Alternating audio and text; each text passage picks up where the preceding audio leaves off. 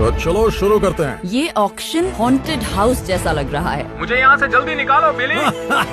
एक उंगली। यहाँ ढेर सारे गूल्स, ज़ॉम्बीज और कई अजीब चीजें हैं। तुम्हें बहुत मजा आएगा, ये मरने जैसा है। ये अजीब चीजों का ऑक्शन है जिसमें मैं उस्ताद हूँ। 1300। मैं उसे घर नहीं ले जाऊंगा। हमने डील की थी। मुझे बस पैसों से मतलब है। खोई हुई चीजों को दुनिया के बेस्ट ऑक्शंस में भेजा जाता है। बिली, वैलेरी और मार्क ऐसे बायर्स हैं जो इन नायाब चीजों को पाने के लिए हर ऑक्शन में मौजूद रहते हैं। देखिए सबसे ज्यादा पैसे बनाने और एक दूसरे को मात देने की ये जंग। ये है बैगेज बैटल्स ऑक्शन वॉर्स।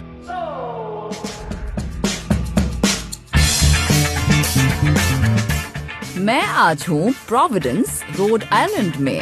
ये एक बहुत ही अमेजिंग और कमाल की सिटी है और उसकी एक बड़ी वजह है प्रोविडेंस को रोड आइलैंड का क्रिएटिव कैपिटल कहा जाता है। और यहाँ पर बहुत सारी आर्ट गैलरीज हैं, कैफेज हैं और ये फूडीज का पैराडाइज है। जैसे ही ऑक्शन खत्म होगा मैं यहाँ का खाना जरूर ट्राई करूंगी। आज के इस ऑक्शन में बहुत ही अजीब और डरावनी चीजें होने वाली हैं, तो मुझे लगता है बिली को बहुत मजा आएगा। बिली ने जब इस ऑक्शन के बारे में सुना तो उसने मुझे साथ आने को कहा। मैंने गाड़ी चलाई, हमने पेट्रोल का खर्चा शेयर किया और बस पहुंच गए हॉन्टेड ऑक्शन में। तो इस ऑक्शन की क्या खास बात है बताओ? इस ऑक्शन में हमें कुछ अजीब चीजें मिलेंगी और इसकी अच्छी बात यह है कि इसे किसी अननोन लेडी ने ऑर्गेनाइज किया है और उनका खुद का एक वेयर हाउस है जिससे वो इन सब चीजों को निकालना चाहती हैं। इसमें हर तरह की अजीबो गरीब और डरावनी चीजें हैं और सबसे इम्पोर्टेंट बात यह है कि मेरे पास इन चीजों के लिए कस्टमर्स भी हैं। सबसे अच्छी बात यह है कि ना कोई रिजर्व होगा और ना ही कोई कमीशन। कमीशन नहीं लेंगे? ये हुई ना बात, अब अपना पैसा बच जाएगा। देखो मुझे पुराने टॉयज बहुत पसंद है, तुम अजीब चीजें खरीदोगे, मैं टॉयज और कलेक्टिबल्स लूंगा और इस तरह हम आपस में नहीं टकराएंगे। अगर मैं पीछे कुछ चीजें रखवा दूं तो कोई दिक्कत तो नहीं है ना? नहीं, मुझे कोई दिक्कत नहीं। डील। आमतौर पर मैं हैलोवीन और हॉन्टेड हाउस से जुड़ी चीजें नहीं लेती, पर सुनने में आया है कि ऑक्शनियर अपना प्राइवेट कलेक्शन भी यहाँ पेश करने वाली हैं। इसका मतलब ये है कि मुझे यहाँ कुछ अजीब और बेहद खास चीजें जरूर हाथ लगेंगी। यहाँ ढेर सारे गूल्स, ज़ॉम्बीज और डेड पार्ट्स बिखरे हुए हैं। यहाँ काफी ज्यादा लोग आए हैं, मतलब यहाँ काफी अच्छा सामान है, लेकिन ज्यादा लोग होने का मतलब है ज्यादा कंपटीशन। मुझे मेन स्ट्रीम चीजों की तलाश है क्योंकि उन्हें बेचकर पैसे कमाना सबसे ज्यादा आसान होगा। मैं ऐसे ऑक्शंस में नहीं जाती हूँ, पर ये एक बहुत ही खास तरह की सेल है। मैं यहाँ आकर बहुत खुश हूँ। ये तो कमाल हो गया। यहाँ लिखा है कि ये बिगफुट के शरीर के टुकड़े हैं। ये कीमती इसलिए है क्योंकि इसे किसी एग्जीबिशन में रखकर इससे पैसे कमाए जा सकते हैं। कहते हैं रोड आइलैंड के आसपास देखा गया था बिगफुट को। पता नहीं बिगफुट असली है या बस एक कहानी है। मुझे बस इतना पता है कि इससे पैसा मिलेगा। मुझे बस पैसों से मतलब है। वाह, ये तो कमाल हो गया। वैसे तो कभी मुझे 10 फुट की शार्क नहीं मिली, लेकिन आज मिल गई, और वो भी फाइंडिंग नीमो मूवी का कैरेक्टर ब्रूस। मुझे ये कैरेक्टर पसंद है और इस शार्क के लिए मुझे कस्टमर्स बहुत आसानी से मिल जाएंगे। मैं इसे किसी रेस्टोरेंट या किसी कलेक्टर को बेच सकता हूँ। ये ऑक्शन में जरूर एक महंगा पीस होने वाला है। मैं इस पर $1500 खर्च कर सकता हूँ। अच्छी बात है कि मैं अपनी गाड़ी साथ लाया हूँ, तो अब मैं इसे आसानी से घर ले जा सकता हूँ। ये बहुत अच्छी चीज है। मुझे ये हुडू वॉन्ड बहुत पसंद आई, जो एक ब्लैक एंड चिकन फुट है। ये बहुत पुरानी है। हुडू मैजिक में चिकन फीट को सुरक्षा के लिए इस्तेमाल किया जाता है। इसके लिए मैं आराम से $75 खर्च कर सकती हूँ। ये क्रिस स्वॉर्ड है। वैसे ये इंडोनेशिया की है, लेकिन पूरे साउथ ईस्ट एशिया में पाई जाती हैं। क्रिस स्वॉर्ड एक सिंबल है बहादुरी, ताकत और जिम्मेदारी की, जो कि मेरी खूबियां हैं। इसका कोई क्या करेगा? इसे बेड के ऊपर टांग कर शार्क्स के सपने देखते हैं क्या? ये आसानी से बिकेगा, लेकिन ये मेरे किसी काम का नहीं है। मैं इसे मार्क के घर में इमेजिन कर सकती हूँ, या शायद उसकी मम्मी के घर में। हो सकता है उसकी मॉम उसे ये ले जाने ही न दे। ये एक बहुत ही कीमती खिलौना है। ये बहुत अच्छी कंडीशन में है। 1950s के ऐसे टिन टॉयज बहुत ज्यादा कलेक्ट किए जाते हैं। इनका मार्केट सच में बहुत बड़ा है। Number 7, lucky 7। ये तो बहुत बढ़िया चीज है।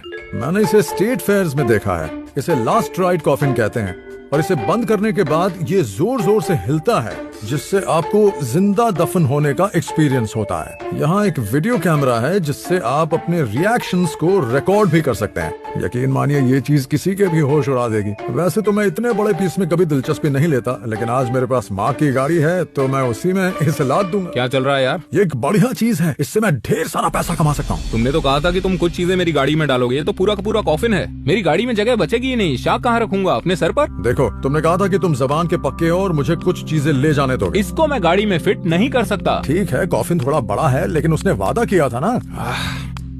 ठीक है, मैं डिलीवर करवा लूंगा, लेकिन सुनो, तुम्हें एक काम करना होगा, तुम्हें इसे ट्राई करना और होगा। ये चीज क्या है? ये बहुत मजेदार चीज है, ये मरने जैसा है। अरे ट्राई करो ना। सुनने में तो अच्छा लग रहा है, चलो देखते हैं क्या होता है। वैसे मैं कभी कॉफिन में बैठा नहीं हूँ पहले। डरो मत बच्चे। मार्क अपनी बात से पलट गया है और अब मैं उसे दिखाऊंगा कि बिली लीरॉय को धोखा देना कितना महंगा पड़ सकता है। बिली, मुझे बाहर निकालो। बिली ने मुझसे कहा था कि इसमें तो बहुत मजा आएगा। ये तो सजा लग रही है। मुझे दिया वादा तोड़ने का यही नतीजा हो सकता है बच्चे। मैंने डील नहीं तोड़ी। मुझे यहाँ से इसी वक्त बाहर निकालो बिली। बिली! ओह, ये मजेदार है। ये दिखने में एक मूवी प्रॉप जैसा लग रहा है। इस ऑक्शन में आने से पहले मैंने बिगफुट एविडेंस बॉक्स की एक तस्वीर देखी थी और मुझे लगा था वो एक पुराना साइड शो पीस होगा। अगर ये बहुत पुराने जमाने के साइड शोज में इस्तेमाल किया गया था, जैसे कि सर्कसेस में, वो भी बहुत बड़े और मशहूर सर्कसेस जो हुआ करते थे, मुझे इसके लिए हजारों डॉलर की कीमत मिल सकती है। ये वो नहीं है जिसकी मुझे उम्मीद थी, लेकिन फिर भी मुझे ये चाहिए क्योंकि कई लोगों का मानना है कि यहाँ रोड आइलैंड पर बिगफुट को देखा गया था। ये मेरा अब तक का फेवरेट पीस है। अब ये मत कहना कि तुम्हें ये बहुत पसंद आ गया। ऑफ कोर्स ये मुझे पसंद है। वैलेरी को वही चीज पसंद आती है जो मुझे पसंद आती है। इसे मैं अपने हाथ से नहीं जाने दूंगा। नहीं, मुझे ये चाहिए। ये मेरे लिए परफेक्ट है। देखो, मेरे पास एक आइडिया है। हाँ? तुम वो कॉफिन न्यूयॉर्क ले जाने में मेरी मदद करो। डिलीवरी के पैसे तुम दोगे और मैं इसे अपनी कार से टो करूंगी। और इसे लेकर मैं तुम्हें परेशान नहीं करूंगा। अगर वैलेरी इस कॉफिन को पहुंचा देगी तो मुझे उसके साथ डील करने में कोई दिक्कत नहीं। और तुम मुझे इसके लिए जरा भी परेशान नहीं करोगे। डील।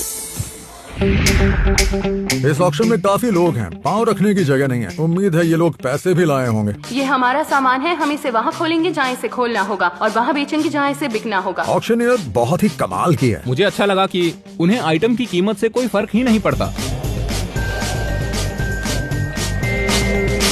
ओह, ये मेरा फेवरेट है।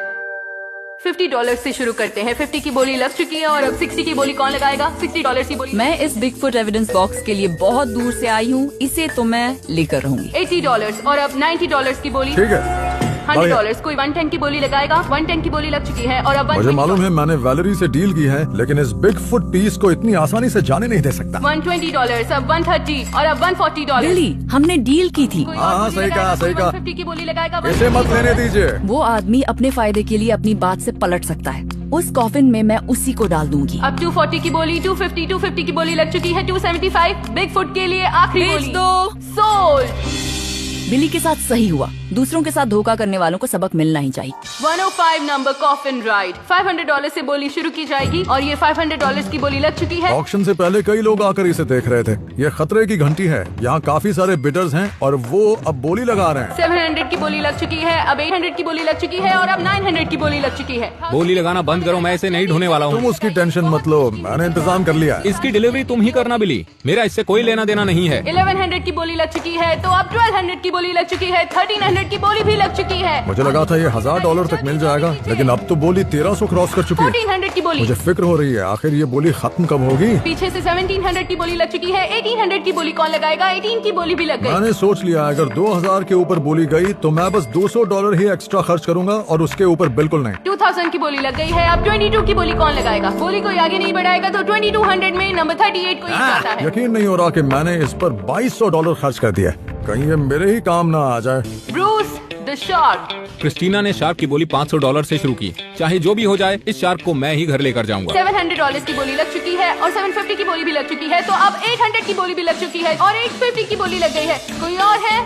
कोई बोली नहीं लगा रहा, यानी कि ये शार्क मुझे $850 में मिल जाएगी। मुझे यकीन नहीं हो रहा। कोई बोली बढ़ाएगा और ये 900 की बोली लग गई है। ये क्या? बिली ने आखिर में आकर मेरा रास्ता रोक ही दिया। मुझे लगा था ये मुझे सस्ते में मिल जाएगा। तो अब कोई 1000 की बोली लगाएगा? 1000। देखा मार्क, तुमने मुझे धोखा दिया ना, अब उसके लिए भुगतान करो।